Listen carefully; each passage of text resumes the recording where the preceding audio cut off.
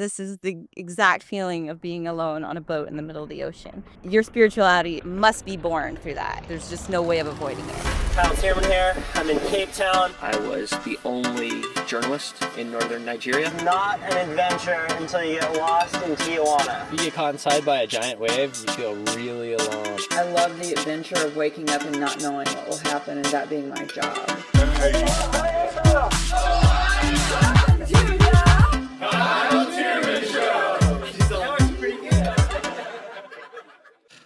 Liz Clark, so good to see your face, my friend. How you doing, Kyle? I'm doing well. How's the weather out there in Tahiti right now? It's actually a bit stormy the last couple days, which is good for getting things done other than surfing. So checking some things off my list the last couple days.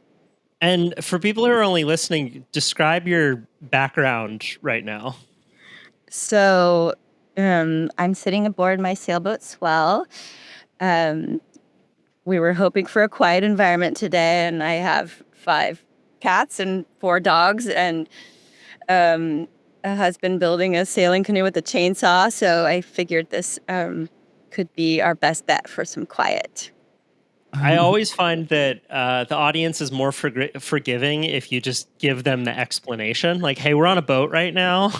Be on the boat with me, okay? There might be some gentle rocking in the background amidst a storm, but you're in Tahiti with us. Yes, exactly. Yeah, the water sounds I figured would be a little more bearable than barking dogs and machinery. Yeah. It's, some people have traffic in their background, and I hear real estate agents say that when they try and sell a house by the freeway, they say, over time, it starts to sound like the ocean. Well, whatever convinces people, I guess. And is this the original? Is this the original boat, Swell? There's not been a Swell 2? This is the one and only Swell. Yep. She's anchored right off of our little homestead. Okay, and give me some details about this seaworthy vessel. So Swell is a 40-foot monohull built out of fiberglass in 1966. She was designed by Bill Lapworth. It was one of the original fiberglass hulls. It was designed for racing. It was a breakthrough design in the time. Super fast downwind and built in the era where they were laying them thick with resin. So the hull is still in decent shape after all these years. And I consider it a form of upcycling to keep this thing floating and going.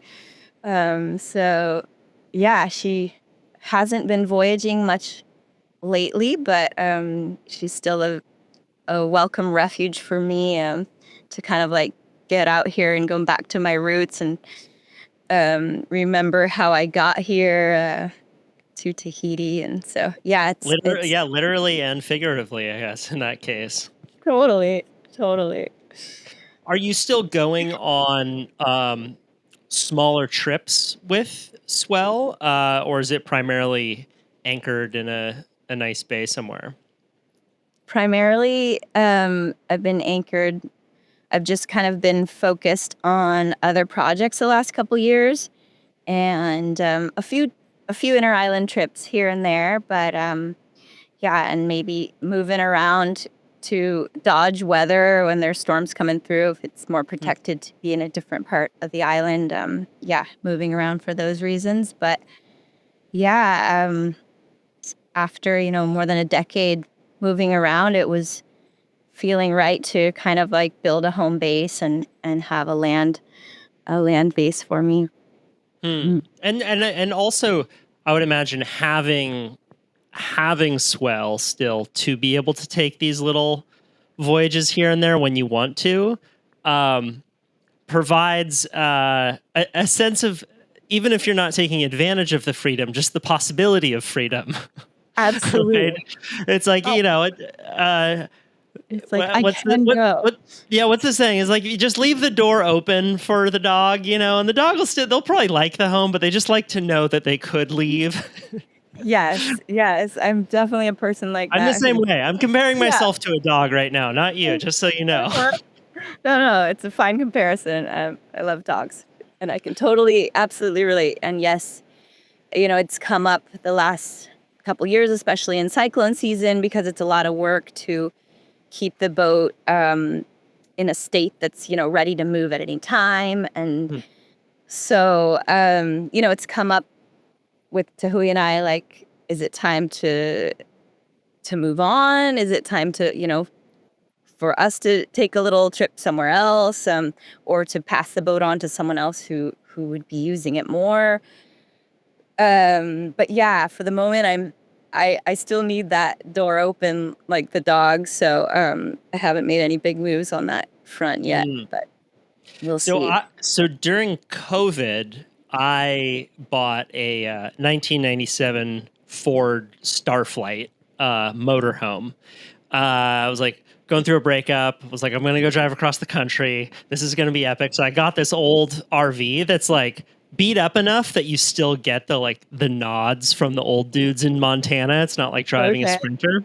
Right, right, Um, right. yeah, they're like, you're cool. Yeah, you. Uh, And the thing Fast. was like, I mean, it ran great. I mean, I think it had a few hundred miles in the engine, but the thing was still solid. But you would get a lot of love for it. But then I took a bunch of trips in it over COVID, and then I had it for a while after that, and I just found that there was then like a few year period over the last 2 years where it was sitting more than not, Mm-hmm. and every time I would turn it on, there'd be another $700 problem that I needed to fix, and I ended up having that thought like I'm gonna sell this to someone who's gonna get more great use out of it. Yeah. And I did, and it felt great. I think that if you can justify having your things and like, hey, this is still bringing me joy, Mm-hmm. keep it for sure. I'm a big Marie Kondo fan there, but Yeah. it, if someone else is going to get more use out of this product, especially one that can be like life changing, like a Ford motorhome that like takes you on some crazy spirit quest somewhere, it's like it's Absolutely. criminal to not have those items be in use. I I agree. I'm yeah struggling with. There's such a big part of my identity wrapped up in this sailboat and all the memories, and it was not just a small short time that I was on this thing. It was 15 years of my life um, that really brought me from a young woman trying to figure out my place in the world to who I am today. Um, so yeah, I totally agree with you in theory, but the struggle is real to detach myself from Swell, and also, you know, I I dream of kind of setting someone else up the way that my mentor set me up with Swell, uh, but without the same resources. Giving Swell to someone at the moment is not a, totally a gift, because there's some fundamental issues with the boat that cost a lot of money to repair. And so, yeah, I struggle with, if I do want to pass this on, there's probably close to $100,000 worth of work that has to be done to make it safe to go out to sea Yeah, again. So is that a blessing for hold on someone? to it. Yeah, Yeah. hold on to it. Yeah, you don't want to put them in danger. So You yeah. you mentioned that this was a vessel that helped you transform from a young woman to who you are today. Uh, when we take these kinds of big trips, I've never been on a sailing voyage, but I know that feeling of like you go somewhere for a while and you come back and you're new. And it's because of that experience that you change in some fundamental way. What are the qualities that you think you gained over the course of your time at sea? What were you not before that then that voyage gave you? Um, the first thing that pops into my mind is compassion.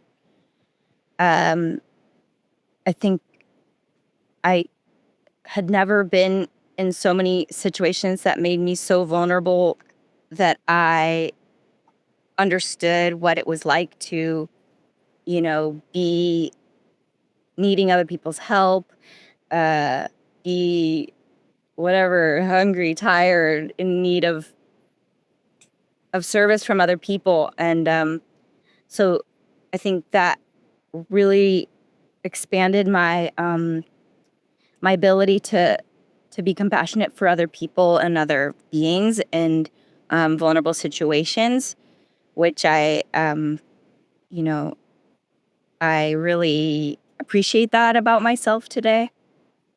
Hmm. Uh,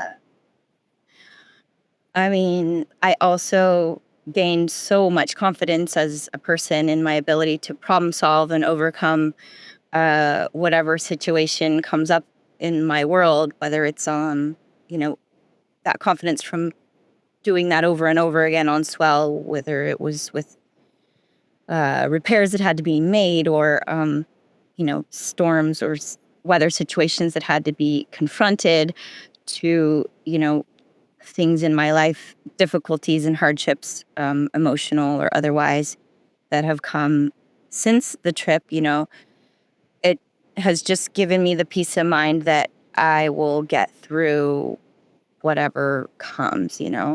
I've had a lot of loss in my life since the trip, and it's definitely helped me get through those losses. Just, having come through a lot of really difficult situations Hmm. on the.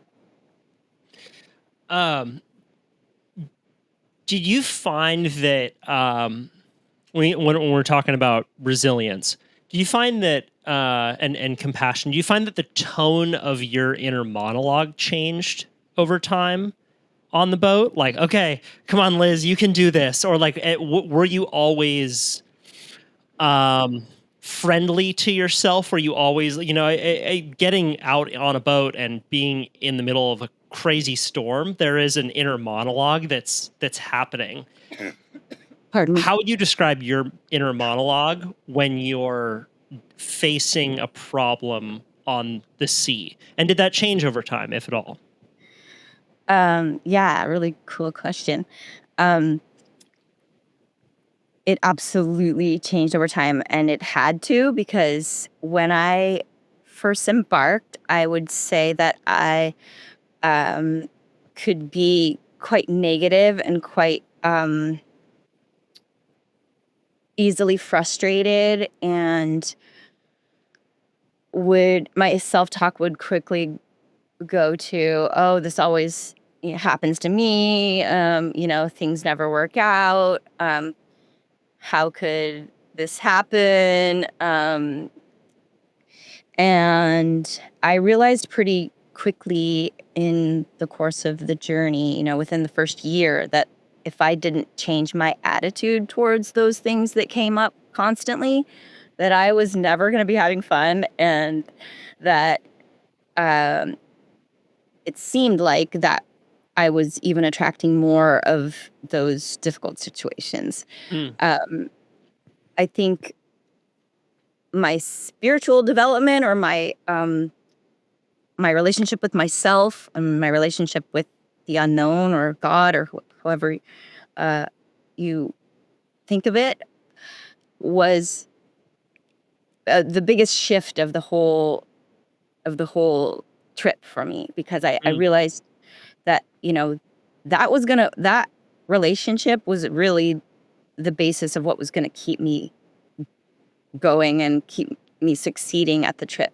because there was so many obstacles all the time of so many different forms, that if I couldn't be my own, like, cheerleader and advocate, and keep myself positive, that I was just gonna be miserable all the time, because there was just so many things that nothing went the way that I planned it. mm. There's just too many factors. Yeah, the weather, all the things that could break, you know, foreign countries with totally different rules and things that I was unaware of. So yeah, those those were such important life lessons gained for, you know, everything that has happened after Mm. the voyaging. We're going to get into it right now because you mentioned two things that might seem unrelated, but I'm not sure that they are. One is your relationship with God, and you can define that as broadly as you like. Some people call it Jesus, other people call it nature, other people call it ayahuasca. Who knows? Yeah. But a relationship with something bigger than yourself, and how. And so let me see if I can reframe that. You mentioned God and having a nicer conversation with yourself, being more on your team. How are those two things related? So I think that for me, I started seeing the relationship between my me following my intuition and my gut feeling about whether something was right or wrong, or um, you know, if I felt that there was something that I should really do because it was morally correct, and I didn't do that thing, that I felt those consequences in manifesting in Mm. physical ways around me. And the more I seem to choose um, the instinctually right things to do, I I found that my outer world was reflecting that in terms of um, things lining up better for me or running into fewer problems. So I started associating that with my relationship to God, or the great mystery, the unknown. And I just noticed that following those feelings made me closer to that feeling of source. And when you're out there on a boat with, depending fully on yourself, and there's so much vulnerability and unknown, that you you get religious really quick, or you tend to lean into that.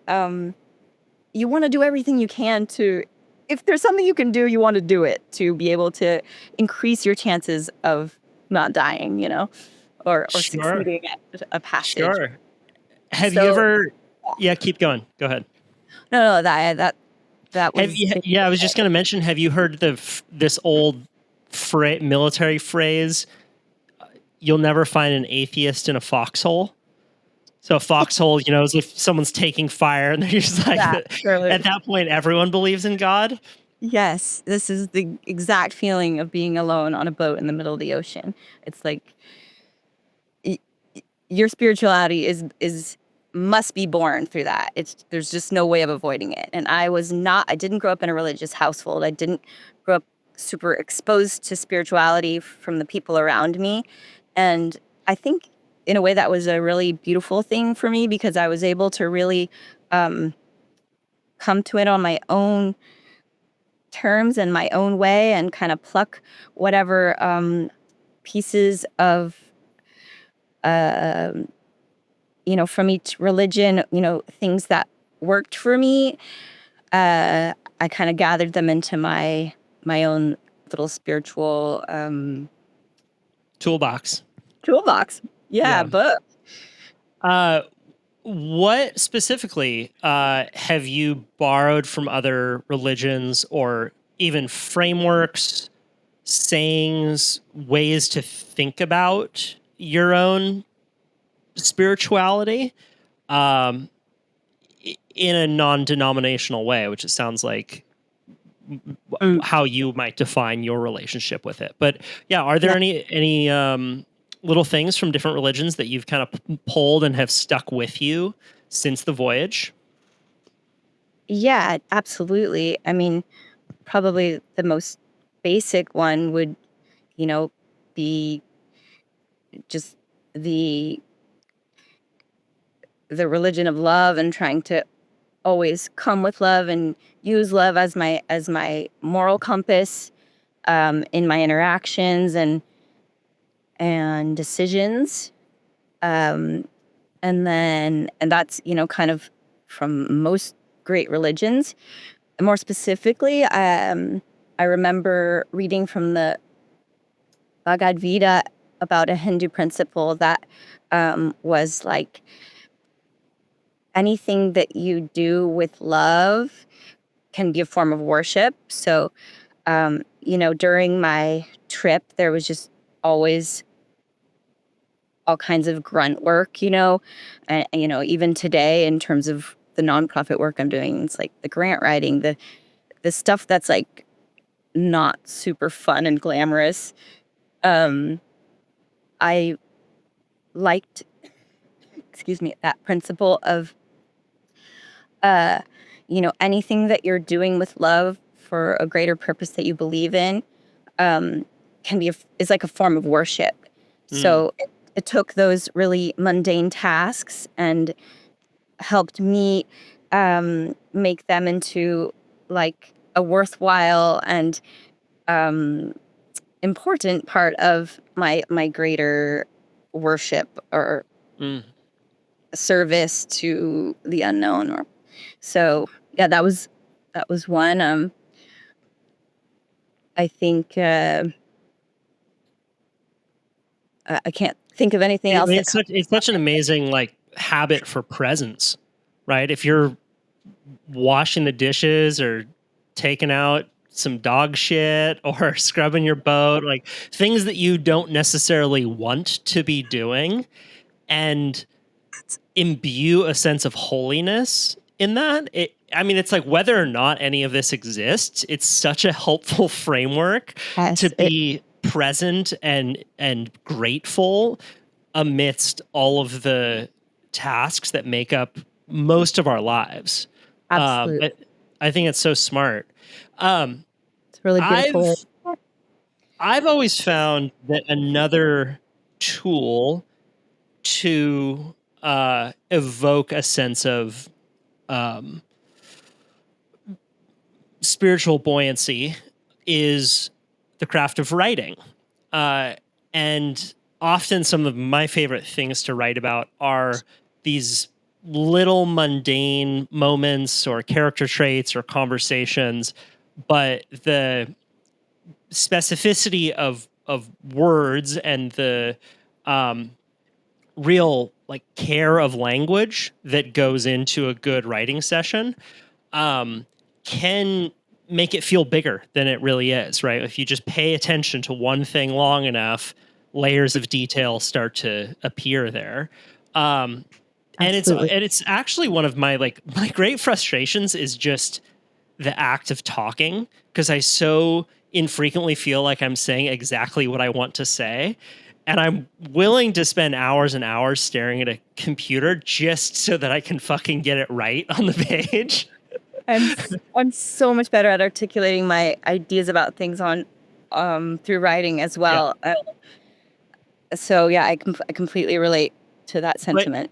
yeah, but I think also the the f- I'll just get I'll turn it over to you in a sec. But like I started writing really to find that feeling, and it doesn't always happen. I mean, I can't claim that I could just crack my knuckles and every time I pick up a pen, there's the Holy Spirit is touching me. It more feels like I'm climbing up a snow-filled mountain, and clawing my eyes out. But like every once in a while, after a good 2-hour sesh, 3-hour sesh, I'll stand up and I'll feel a little bit high. Like I'll feel this sense of buoyancy, and I'll walk around the block, and it'll last sometimes for a couple hours where I just feel like I've been meditating for multiple hours. And to Yeah, me, whenever I can get to that space, I go all in on it. I mean, it's all the other stuff that is not fun about writing is worth it to me when I can find that little yeah, pocket, moment. however infrequently it happens. Um, describe your relationship with your writing. Was it something that you always enjoyed from an early age? Was it something that you hated and then learned how to do from teachers? Like, take me through your early relationship with that craft. Yeah, I always had a natural tendency towards it. I felt like I always kept a diary as a young girl, um, and really did feel like that was my place to really express myself freely and um, be myself and um, just share the things that I wasn't comfortable sharing with anyone else. And that continued on through my voyage. It was also a way, like, as you're saying, for me to kind of more concretize those feelings, those thoughts. When I actually had put them on paper, there was something a bit more um, real about them. And then through my journey, my evolution as a writer came through blogging. At the beginning, it was just, writing an email that was sent out to a lot of, people who were interested in my journey. The letters that I was writing to Barry, my mentor, to catch him up on what was going on.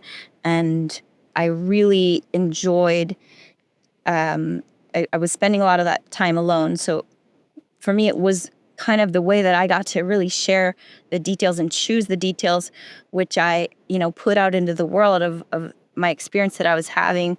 So those times were really precious to me when I think back, because, life moves so quickly. And even during my voyage, even in, 10 years ago, where it wasn't as easy to have social media and all those things, I had to literally close the hatch and tell everybody, sorry, I've got to sit down for all day today and write and be present. And it was my way of processing everything that happened in the last, month or however long between the days that I would Hmm. sit down.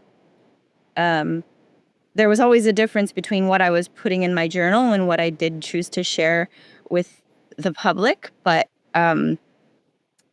those sessions, both the personal and the public ones, were very important to me, uh, feeling a more concrete evolution of who I was and what I was gaining, and kind of, making some of those, feeling more concrete about those decisions I was making about my Hmm. spirituality, about the next choices I was going to make, all of that. So, um, yeah, writing held a really important place in my evolution, and certainly I'm glad I did so when I did want to sit down and write a book about what Hmm. I'd learned, and about, a memoir basically about my voyage and my life up to that point. Having those to refer back to was absolutely essential to be able to really get back into the mind space where I was during Right. those times. Yeah, you don't remember. If you don't write it down, all those little moments in between, they're gone. Yeah. Uh, did you have a time of day or any habits that you implemented to get words down on a page? I know some writers just won't get up until they have a certain amount of words on the page. Others have time limits. What did a writing session look like for you on the boat? For the book more specifically, or for Let's just take it journaling? one at a time. So journaling, was there a time of day that you would journal? Yeah, it was always at night before I went to bed. And how long would you journal for? It depended, but probably about 20 minutes, 20 to 30 minutes. Okay. And a couple interesting things that happened that day, how you were feeling, Hmm. stuff like that. Yeah. If I was really tired, sometimes it was just, 2, 3 sentences to give an idea of what was going on or a feeling, a sentiment, So I get the sense that you didn't always want to journal, but it sounds like you made that a pretty regular habit. Was there anything that you told yourself beforehand or any commitment that you made that kept that habit up amidst being in the middle of the ocean? Well, absolutely. My commitment to Barry, my mentor, and the man who helped me acquire Swell and get it all set up. The deal that we kind of made was that I would keep him, informed about the journey, that and that was kind of what he really wanted out of the exchange, was to be kind of to live vicariously through the trip. So I felt a real obligation to him, um, being the person that really like helped me fulfill my dream of sailing long distance. It was really important to me to Hmm. honor that. So at least some of the journals were in one way or another for him. Like you had someone you were writing to. Well, I think those daily journals were more for me to be a reminder of what was going on each day. And then, every probably more, most every 2 to 3 weeks, I would sit down and summarize everything that had happened in kind of a blog form or a letter to him, that he would be able to kind of go along for the ride Mm. of what had been going on. And now let's take the second part of that answer. When you were writing your book, what did a typical book writing session look like for you as you were crafting the book Swell? Well, I was like the queen of procrastination, so Yeah, I would. ChatGPT. I had early access to it way back when. Just did the whole thing for me. I wish. Good lord. Um, yeah, I would say I spent the first part of the day just doing everything possible other than book writing. Getting all the little chores done on Swell, or whether I needed to haul water, or all the little things that had to happen so that my mind could be in like a clear enough space to really like get into my writing. I would say um the most productive time frame for me was like I would probably surf early, do my other errands, and then in the afternoon from like 2 to 5 or 6, I would work pretty efficiently on book writing. And Mm. that was during like the most, when the pressure was on and it was really just time to produce. Um, I That was kind of when I don't know if you remember, at the end of the book, my now husband had built me a table in the forest. So I would take my cat and we would go up into the forest, and she would run around and I would just be at my little table in the woods, typing, Mm. or right here at this little desk where I'm sitting right now. And when you talk about the pressure being on, you published the book with Patagonia. Was the pressure from editors? Were there certain time frames that you had to get in different parts of the book for people who have never been a part of that process? Open the hatch a bit on what you don't see when you read a book. Yeah, so the timeline kind of shifted through the process, because originally Patagonia Books proposed, they wanted me to write a short story book. And so I sat down and tried to write a short story book, but what came out was more in a memoir form. And I had difficulty choosing 25 stories and making them really align together. There was just too much, and too many things that I wanted to transmit through my writing, that didn't quite seem to justify it. And there was a bit of, I had to do some convincing with my editor to, you know, have them accept this new form of the book. But eventually, when they started seeing snippets of it, they thought that it was a good idea. And so I think I got another year. They were hoping that the book would be done in 2 years or a year and a half. And I think it ended up taking me 3 to actually have the full manuscript ready. I like to also blame that on like halfway glamping, like living on a boat Mm. and trying to have do like a 9 to 5 type of job or work.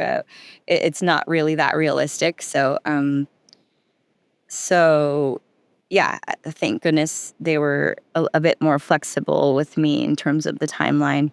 Mm. Mm. You've mentioned how you shared things in the book and you write things in your journal that you would feel less comfortable talking about. And I find that this is common for writers, and I would put myself in this category. I'll put things on a page where if someone asked me about on a podcast, I would feel uncomfortable talking about it.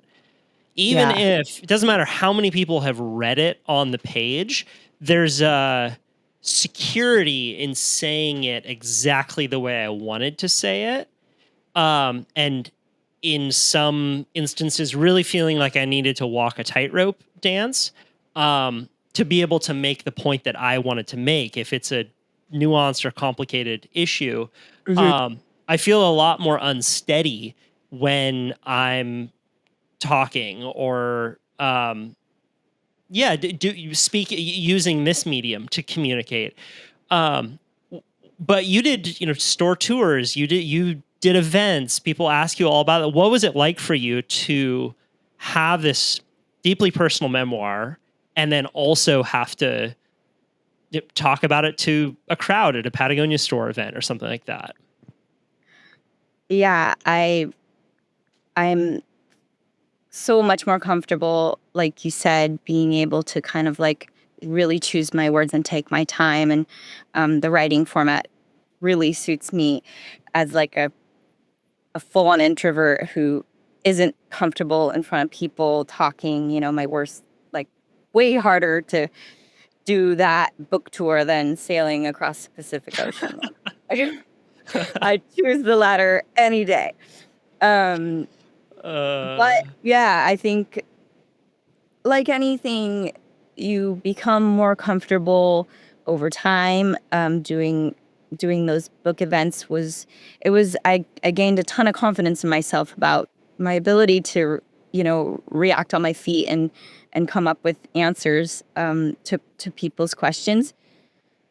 I feel the same discomfort even whether it's a podcast or even in social media. I feel like I've had a harder time talking about some of the issues that I was open with in my book because, instantly people have this ability to comment and react to your thing. Yeah. And I don't know if I'm ready or willing to engage with those people. Yeah. So I yeah, think about this all the time. Like the when you're producing any kind of art, I think it's really important for there to be a delay between the time you produce it and the time that you share it and get a reaction.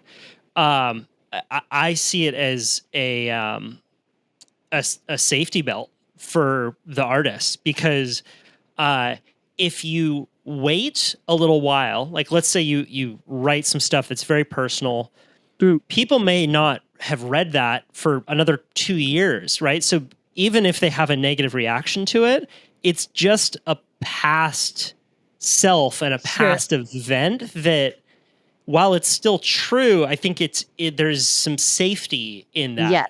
Whereas if you just post something that you really believe and immediately someone tells you you're an idiot 14 seconds later, it stings bad. And that's why it's hard to share anything that might not be popular on social media. Right? If you post something that people are going to hate, Yeah. you feel like they are at your front doorstep and you just said it and they're now just reacting. I think that it's actually really important if you're going to do something big and to create the media and then wait to share it if it's going to be something that is going to, define you in any sort of way. I totally agree. And maybe I feel like that's kind of an old school way of thinking, because I admire people today who can just be so reactionary with their social media and get their immediate thoughts right out there and not feel worried about the consequences. I am someone who I feel like you've just explained, needs time to process how I feel about an event that just took place, or something that I just created. I need that little cushion of personal time to sit with it, to feel comfortable sharing it with the world. Yeah. Yeah. Um, what did it feel like to get positive responses from Swell? Uh, did you did any of that like surprise you, or like describe that feeling? I mean, it was by all accounts, a very successful book that impacted a lot of people. Um, what was that stage of the process like for you? It was reaffirming in a lot of ways, because during the book writing process, I really sought for excellence, and I went against the advice of certain people. I ended up switching editors at the last 6 months of the project, because my gut feeling was that I really only had this one shot at telling my story the way I wanted it told. And so those positive reactions, and especially from, I kind of thought that the book would be aimed at more of a female audience. And, I've had just as many really, like, really affirming and positive responses from men, and even older men, kind of like way out of the box of what I was really thinking that the Mm. book was written towards. So that was really, it made me really feel happy that the book was going to reach people that even I didn't really think were going to pick it up. What do you think is the theme in the book that attracted both men and women to pick it up? I think that it's the very human story of having a dream and a deep desire and putting it all on the line to go for it. And, both men and women have dreams. And I think in some ways, men saw my story, especially men with a similar dream, and said, well, if this 5'4" blonde chick can do it, well, then, like, I gotta be able to do it. So, Oh, but that's even if funny. it was for that reason, like, Yeah, it worked. that's great. Get them out there, because I do believe that every person who sets out on their personal journey ends up a better person for it in the end. So yeah, I think Mm. that's a big success for whoever I was able to kind of like push over that line of going for something that they really dream about or believe in. Mm. What does have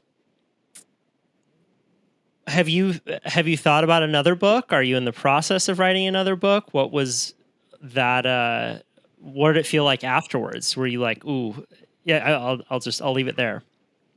Um, it was like, oof, that was so hard, and I don't want to do that again for a really long time. Mm. Uh, which I remember thinking when I crossed the Pacific as well. It was just like a huge accomplishment that you really wanted to do, but man, that was really hard to get it done.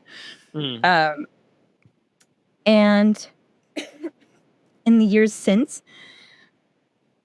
my trajectory has changed a lot. And, maybe it's just in my mind that what I have been up to isn't as worthy book material as the voyaging was. But I haven't really, been in a space of feeling that that's what I really want to do next is write another book.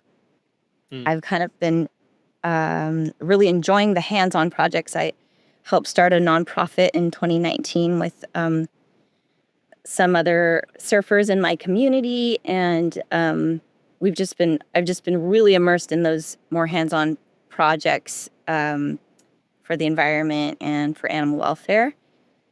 So, yeah, maybe there will be a day where it strikes me that it's time, but it hasn't happened quite yet.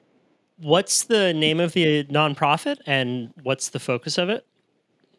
So the nonprofit's called Atia Materia, which basically in Tahitian means stand up for your island.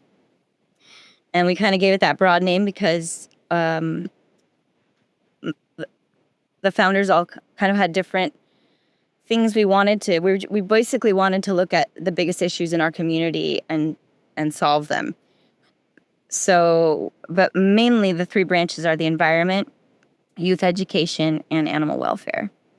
And since no one was really doing anything for any of those three things in our community, we decided to take them all on. They each could have their own nonprofit in themselves. But yeah, I have a really great team of 5 people who are highly active in the nonprofit, and we work really well together and respect each other's, desires for, I'm a little more attached to the environment and animal welfare causes, and a couple of other of the teammates are really into the kids programs, and so yeah, it's been really, really a rewarding adventure as well.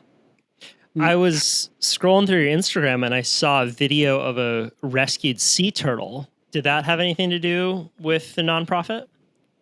Yeah, we've kind of become the hub for rescuing wildlife in our community, and so when that sea turtle was found with it was most likely speared by a fisherman and got away, but it had a hole in its shell, and so yeah, we were called and took care of the turtle from the time that it was received to organizing its placement in a turtle rehabilitation center on Bora Bora. So yeah, it's really fun to be kind of the intermediary for wildlife rescues, dog and cat rescue. We wear many hats. Is sea turtle hunting legal? No, It's not. it's legal, but it Okay. was traditionally, you know, Maui people ate sea turtle. It was really only the kings and queens and royalty that ate sea turtle, is from what I understand. But yeah, it is. The practice still happens on the black market, and unfortunately, yeah, sea turtles in this area are endangered, so it is illegal. But it does still happen. And what are the let's go into what it might look like for one of these animals that you're rehabilitating. So do you have a rehabilitation center for animals to come in? How does this, are they all on Swell right now? No, we don't really have anything too fancy at the moment.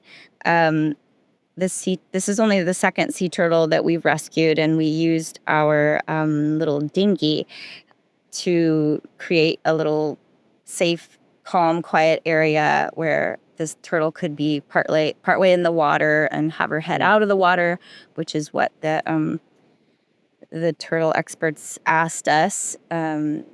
So yeah, we kind of work with what we've got, and a lot of times it's our bathroom with the doors shut, or the dinghy and the turtle situation. but we make it work. We'd like Mm, to, expand those facilities, but yeah, for sure. now, it's we're making it work with what we got. How long have you lived in Tahiti now?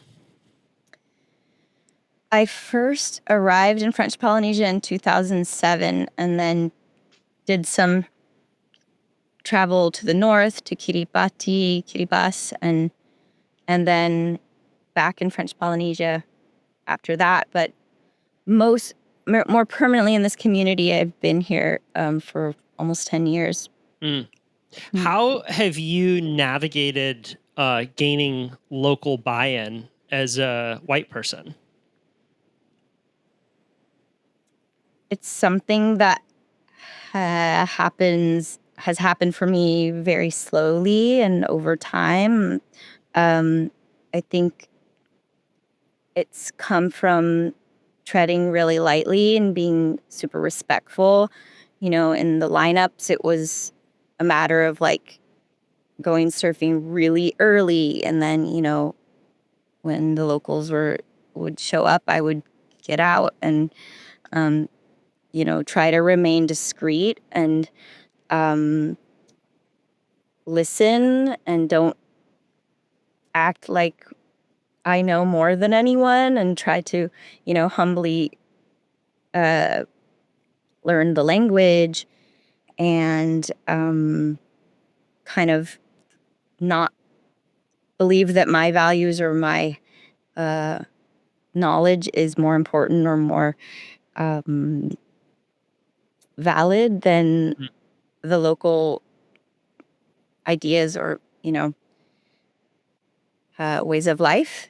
So yeah, I'm always learning, and there's still times where um, you know I'm always going to be different. I'm always going to be a foreigner, um, but especially through my dedication to the community, and which is something that with all the attention to immigrants right now in the U.S., I've had a really a personal experience with being an immigrant here, and that desire to want to feel like you belong, and to which generally makes you want to give to your community, and that's been my case. And that the work we've done with Atia Materia has gained me a ton of respect in the community in the Hmm. last 5 years. Mm. Yeah, that's really interesting. I mean, I can totally see that and understand that when you move into a new culture, you really do want to be a kind of model citizen. Yeah. You're like, hey, I'm going to bring value here. I Yeah. promise. Yeah. Which is, I think, a common theme among a lot of people that move to other countries. You move there for a reason, right? People, I mean, you might love the place more than a lot of people who have lived there their whole lives love it, because you actually had to get on a boat and move there, Yeah. right? Yeah. And I have, a reference. I have something to compare Mhm. with, where, a lot of people have never left here and have no idea of, what it's like in a different place, or what they do or don't like about here, because they just don't have ability to compare. Yeah. I have a friend who grew up in Montana, and he said something really interesting to me. Um, he said, I take advantage of a lot of what we have around this town here, and the trails and the just the outdoor life. He said, but I feel like a lot of people who move here take advantage of it more. And I'm like, there's something there. That you have to move there, and then you want to take advantage of all that is there. Yeah. And it's all new to you. If you're a local somewhere, you kind of you see through all of the amazingness.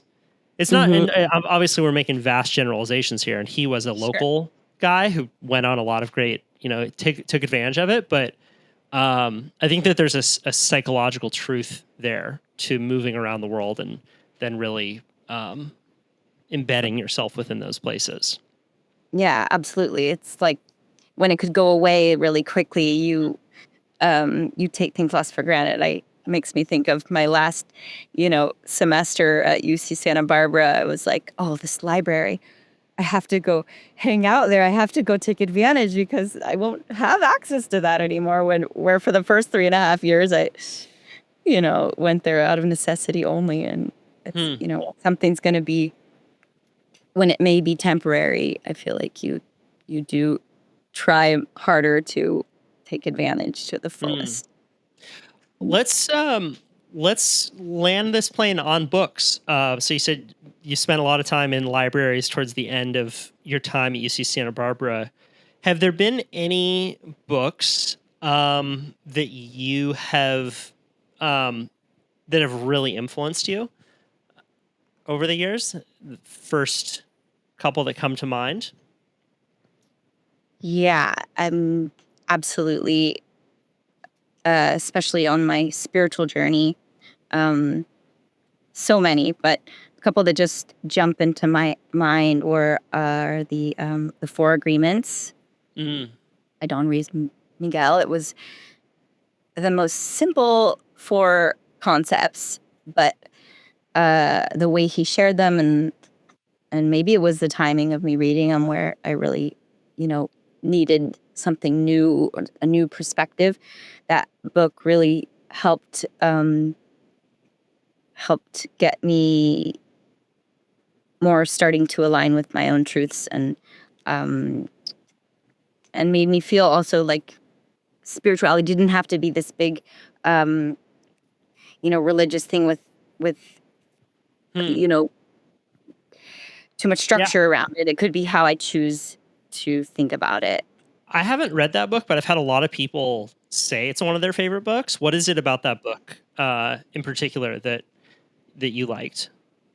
I think it was really the simplicity of it for me, the simplicity of the concepts, but then once applying them in my life, how powerful they were, and how often that those I was able to apply that knowledge. Because do you remember what they were?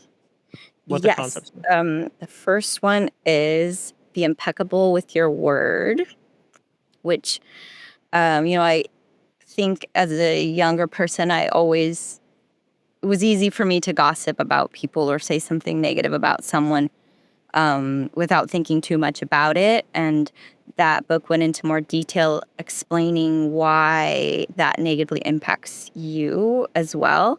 And I found that a very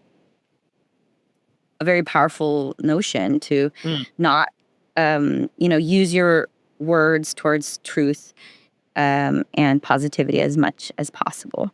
Why does it negatively impact you to gossip or not be impeccable with your word or lie? I don't remember exactly how Don Ruiz Miguel explained it, but what I took from it was that, saying negative things about other people didn't make me feel good personally, and didn't make in other people's eyes, whoever I was actually saying those things to, didn't make me look any better or seem like any better of a person or have any real purpose, a positive purpose. So I just, honestly, to me, it was the feeling more than anything that I was like, yeah, that actually, it doesn't make me feel good when I'm talking bad about someone else. Yeah. And so, yeah. I so often think we're just shit talking to pass the time. Like, I don't think we even believe this, but we don't have anything better to talk about. So we're going to talk shit about a person that's not here. Sure. Meanwhile, I know in the back of my head, I'm probably next the second I walk out of this room. That's just it.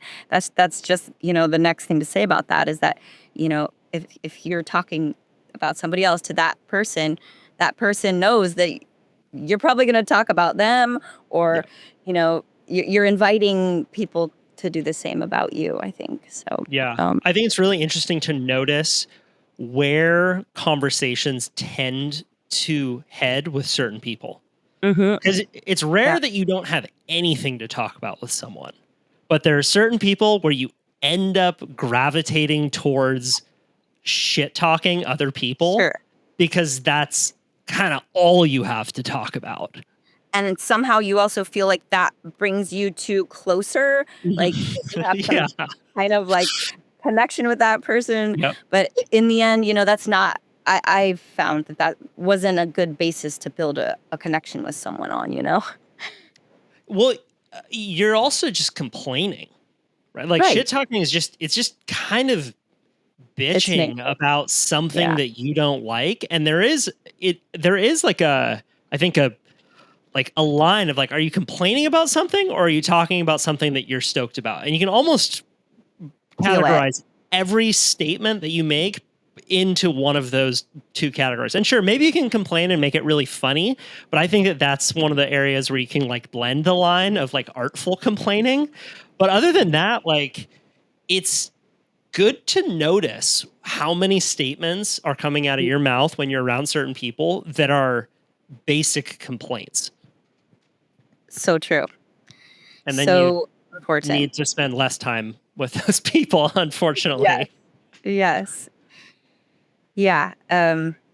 Just it's like a vibe thing too. It's like it's a bringing you into a negative space to be talking about negative things about other people. So yeah, if you want to feel better, then stop doing that. Yeah. It was that simple in my experience. That's great. So yeah, that's number one. They're written. This I know one of the other ones. Yeah, we can finish after this 4 agreements. This is a great place to close. I'm gonna forget what the other two are, but I know one of the other ones is always do your best. Might be the fourth, which I always was kind of someone who did that, but didn't really understand why.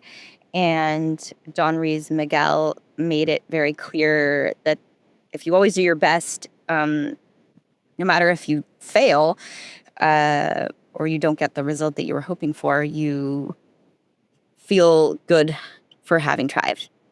Mm-hmm. I think I have the book here on the shelf, but oh wait, here it is. Oh no.